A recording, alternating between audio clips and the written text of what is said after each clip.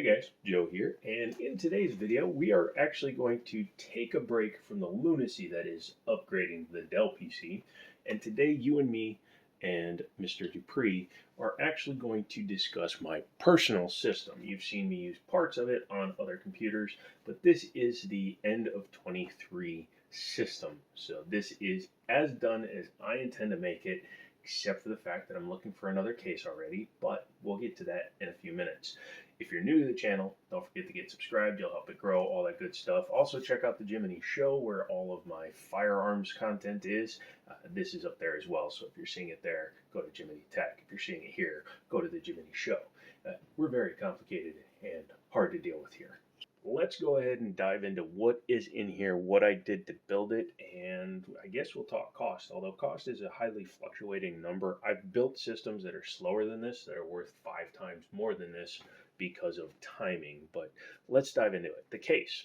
This is a Fantex 719. It's the really cool one that does the LED strip in there. And hold on a second. It has one down there as well, but I've done some work inside the chassis and I've lost the connection, I guess. But taking a look inside, this is a very large case. For example, that's a 4080. So when I say this is a very large case, I mean it's a very large case. Here's a reference GTX 980 for scale. And these used to be considered large, but yeah.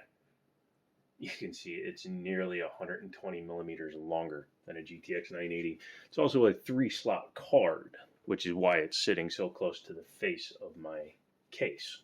Face of my case. I like it. The heart of the system is the motherboard.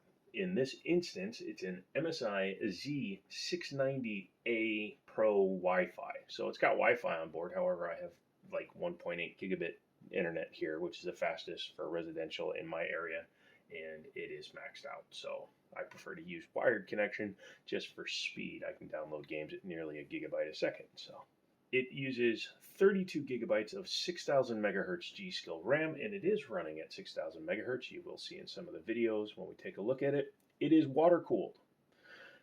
I made a very strong decision this time, and I will overlay pictures of a couple of the other versions of systems I had in this case, but I have decided not to water cool my GPU for a very specific reason. This is my best computer that I own currently, and it's my test rig. So if I want to test a 980, yes, that's vertically mounted, and if it was connected with the water piping and all that stuff, I could technically snake a card behind it just by taking out the extension, but I don't want to complicate this system that much. I actually went on a massive reduction of complexity when it comes to this particular system. If you look at this system, which had a 6900 XT and I believe an X99, I can't even remember. I changed my system faster than Batman changes Robins. I had dual loops, dual pumps, dual reses, dual radiators, and it was super complicated because I couldn't change the graphics card. This system will allow me to easily swap cards, although I don't like to do it too much with this one because I hate installing and uninstalling my drivers, which I do every time I test a card, even though I kind of don't have to because I'm not a document type of tester. I'm not going to have a giant list of, well, this performed to this, to this, to this, to this. I'm just going to be like, hey, this did this. It's going to be on screen, and then we're going to move on. Back to the water cooling.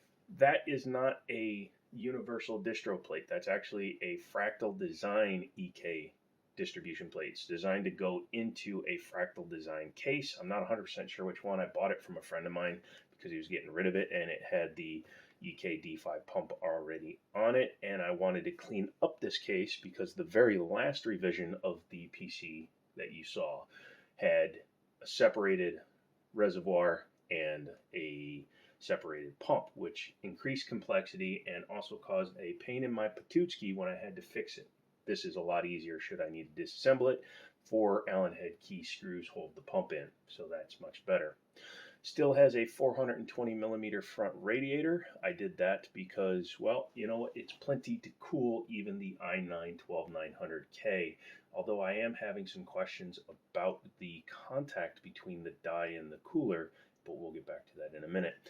This distribution plate is overkill for this system because it literally only uses one spot. Well, technically one distribution channel. it has 1, 2, and 3 more should I be adding GPU loop, RAM loop, monoblock loop. If you have extra things in your loop, then you can run them that way. But all these they're just additional crossovers. So what would happen is, if, for example, I was doing a full dual loop, it would have come out here, gone to the GPU, from here, probably come back just for fun skis to here, gone up to here, come out, gone into, I don't know. But if I wanted to, you can put multiple components in, however you have to wire them in, so something is leading back into the block before it goes back to your system. It sounds more complicated than it actually is. I like it this way.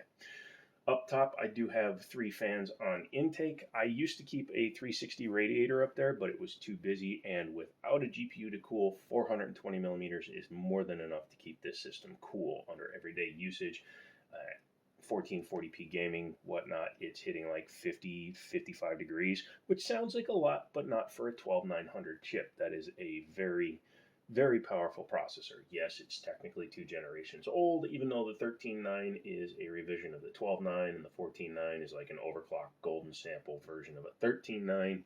We aren't going to play the just as good game. It is older, it is slower, but not enough to make me cry. For storage, I've eliminated all external storage. All storage is on the motherboard. I will not be adding anything else other than maybe a portable USB-C powered external drive for like going to work and stuff. It has a 2 terabyte main SSD for the boot drive. It has 2 terabytes for storage. So currently I have 6 terabytes, and I have 2 extra spots on the motherboard that are still available for more storage. And I'm thinking about, as soon as the price comes down to a reasonable price, dropping in 2 4 terabyte drives. Because 2 terabyte drives are like 80, 90 bucks right now. When a 4 terabyte drive is like 150, then I'll add 2 of them onto the motherboard. It has plenty of bandwidth to handle it. And then I will have 14 terabytes with no external drives or no SATA connected drives, just direct mount to the motherboard. I do have one of the drives in a Sabrent PCIe enclosure, but that's only because on a previous motherboard I only had 2 spots and I had 3 drives. So that card will eventually either go away or I'll continue using it, but it doesn't affect anything because it's a PCIe drive. Yes, it does eat up some lanes, but not as many as you would think. It's times 4, so that CPU has plenty of lanes for that. Powering the system right now is an EVGA. It's a more modern 1000 watt PSU, so it's the smaller one. However, I do eventually want to upgrade that to a 3090, and that's like a 250 watt draw. That's up to 400 watt draw. So that's about 600 watts, and I've decided I want to go massively overkill, because if I can't get under 50% usage on my power supply, then damn it, I am not a custom PC builder. So I actually purchased. I am not afraid of X mining equipment, especially when it has an eBay guarantee. So for the princely sum of $58, I have a fully modular G2 Supernova from EVGA coming. Yes, a lot of times they are run 24/7. However, I will examine it closely. In fact, up until a month ago, I still had 1000 watt PSUs that I bought during the first major GPU mining crisis. So yeah, I'm not afraid of them, and I'll run it for 10 days, and if it doesn't work, I'll use eBay's money back guarantee. Very important in a system is to have a drain. As you can see down here, I have a fitting down here, and it can be moved in any direction, but I keep it perpendicular to, actually that is parallel because this is vertical, but I do keep it in a north-south orientation. Other than the radiator, this is the lowest point in the system, so it will drain fine. I could have just put the cap up there with the drain coming out, but I don't know, I kind of wanted it down a little bit lower. Tubing, I have to redo some of it. You will notice that it is not 100% like parallel to each other. That's because it's not straight in every plane. If every plane was in the same, like if it was that, but it's like that, so when it's coming out and coming forward, so it makes it look like it's going up even though it's really not. That one looks like it's going down, but that's because it's going this way. So I do have more tubing coming. Tubing is not cheap, and I only buy it when I need it. This will eventually get replaced with a very strong pressure, but that will get replaced with a rigid tubing, and then it will be hardline again. I don't like mixing hardline and softline, but I was out of good hardline tubing that was going to work. I also need to order more extensions because that's going to come out and boom, come down, which will then make it square up. That's the other problem I have with a couple of these. I need like a 5mm adapter there and a 20mm adapter there once I add those in. But that actually brings me on to the next thing, because this thing is not cheap. It's cheap honestly by 2023 standards, but it is not cheap when it comes to what it actually costs even today. So I know that doesn't make a lot of sense. CPU is a Core i9-12900K. They are MSRP'd still at about $300. However, if you get a bundle, you can save money. 32 gigs of DDR5 at 6,000 megahertz, runs about somewhere in there. I bought this all as a bundle, but I'll break it down individually. And then the Z690A Pro Wi-Fi motherboard, DDR5 edition, obviously. I bought the bundle for $400. Normally, it'd be like north of $700, I think, after tax, but $400. So actually a really good deal. Keep an eye on Micro Center if you have one within an hour or two of you. I'd be willing to drive 120 miles each way if I can save $400. The graphics card. I got this used on eBay because somebody had their listing wrong. Don't know why, but they did. This is a Eagle non-OC RTX 4080. Has 16 gigabytes of VRAM. It was new. I actually took it out of the package myself. It was still in all the packaging, and I got it for $800.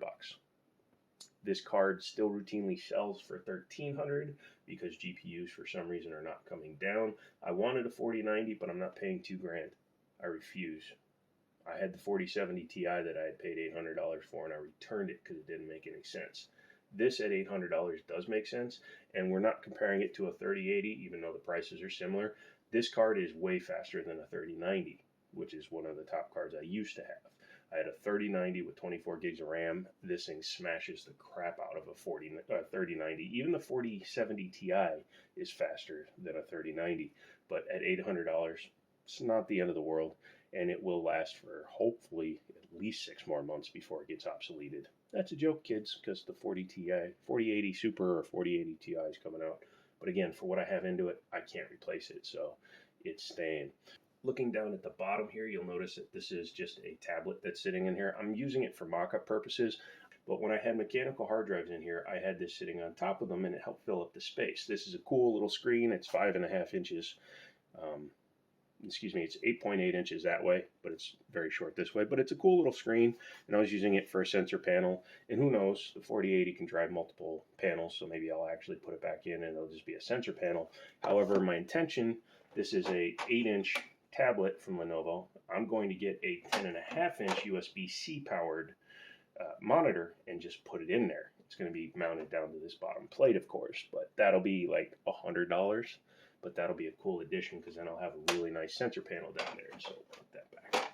Like I said, that's just for mock-up purposes, but I think that'll look cool. I am using a piece of PETG acrylic to hold up the GPU. This thing is super heavy at like 5 pounds, 5.5 pounds. So I don't want it to sag because, well, thankfully for the 30 series and 40 series, they actually attach the back plate to the rear I/O plate. So it doesn't sag as bad. In fact, if I'd done that with like a 3090, the thing would be so. Thankfully, just a little piece of acrylic, and it looks cool because I have the acrylic, or excuse me, the PETG inside the system for water cooling purposes, so it kind of works with it. Although I need to come up with something better. I may wind up doing something with some sort of bracket underneath here. I believe this card came with the L bracket, and I'll just have to force it to mount back here and then support the card. But for now, it looks kind of cool. Let's talk about the water cooling gear. 420mm EK radiator. It's a 30mm thick one. They run about $160. You can get cheaper stuff. You can get Chinese stuff. You can spend $40 and get a 420mm radiator. Do it. As long as you get copper. You don't want to be mixing metals, and most name brand water blocks are copper based, even if they have nickel on them. So you don't want to mix metals, that can cause a problem. But yeah, so that's about 130 some bucks. The distro plate, if you buy it on eBay, I believe they're $338 for new ones. They're like 200 bucks used. I gave my buddy, I think, 100 and something for that one because it had the D5 pump already on it. This red PC, the AMD PC, when I had it with the dual loops in it, that's what I was doing for a second res.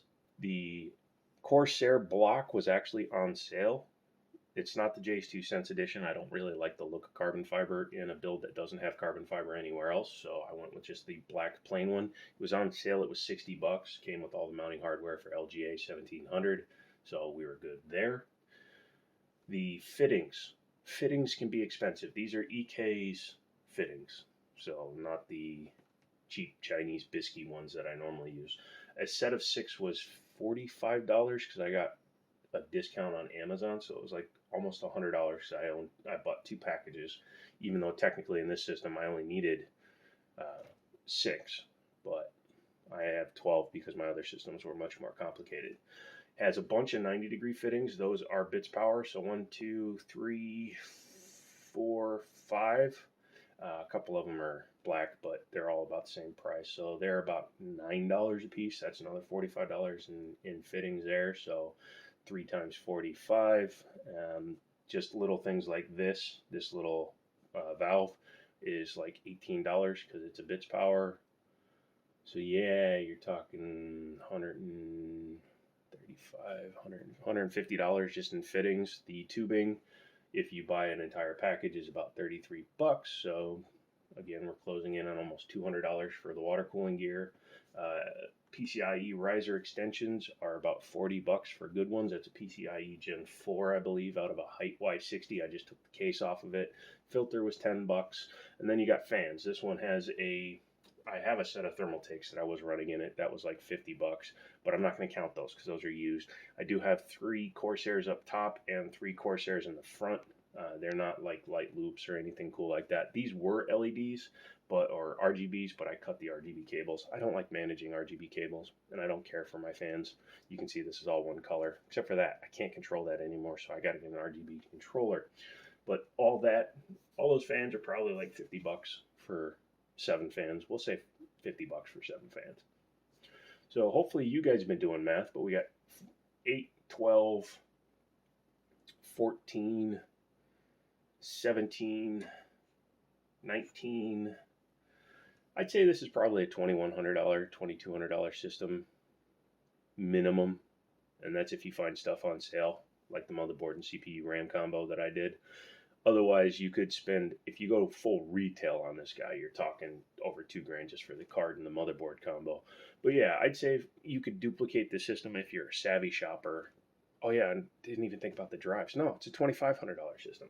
I like filming these things off the cuff, if you can't tell. One takes, all that good stuff. And that's all there is to it. You don't need to see numbers because anybody can go up on the internet and see, oh, the 4080 does this, the 4090 does this, the 12900 does this. I mean, I will do some stuff when I'm testing in the system, so don't worry, I will be putting up some numbers. But in terms of overall use and everything, this is so much more than I need. But I'm glad I have it. And I'm glad that over time, I've sold enough of the old components, and I used to buy, and I still do, I'll buy giant bundles. Like I'll buy 15 of these at once. You know, somebody will sell me 15 of these for like 300 bucks. That's just a number. Don't quote me on that. But I did buy a bunch of 6700 XTs for $100 and sell them for $250 each.